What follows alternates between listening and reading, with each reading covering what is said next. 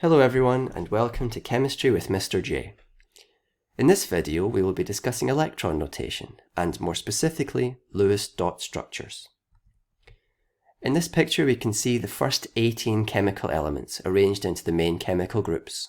From the first main chemical group we have hydrogen, lithium and sodium. From the second main chemical group we have beryllium and magnesium, and so on and so forth.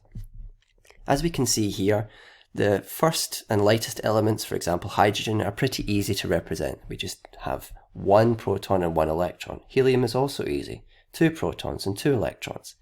But as we begin to move towards the heavier elements, we start to have to draw a lot of electrons, and that takes up a lot of time and begins to become a bit annoying. And because we are doing chemistry and the thing that we're most interested in is the outer electrons, because those are the ones that are most likely to interact with other atoms and to form bonds, we would like to save ourselves some time and effort. Fortunately, in 1916, Gilbert Lewis came up with a way to do just that.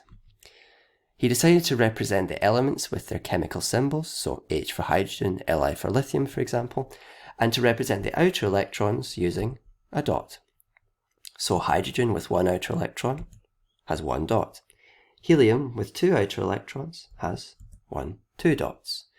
Lithium with its 1 outer electron also has 1 dot. Beryllium with 2 outer electrons, 2 dots.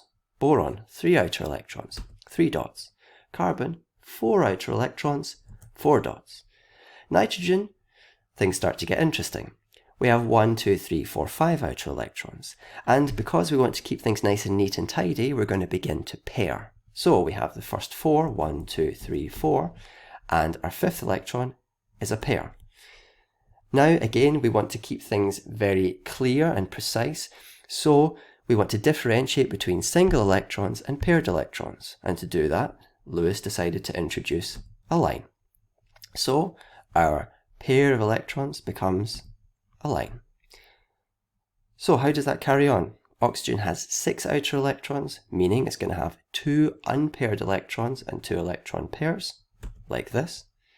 Fluorine has 7 outer electrons, meaning it's only going to have 1 unpaired outer electron and 3 pairs, like this.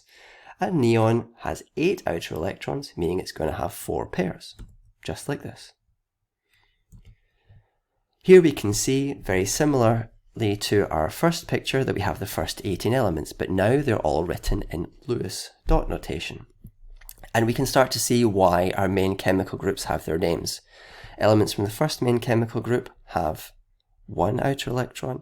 Elements from the second main chemical group have 2 outer electrons. And this carries on all the way up through to the 8th main chemical group.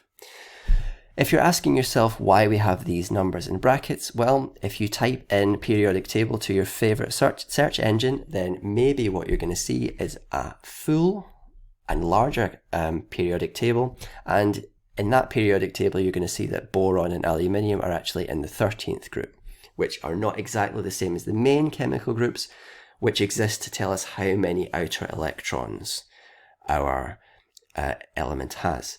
There's one exception here which you probably already noticed, and that's helium, which is sitting in the 8th chemical group despite only having 2 outer electrons.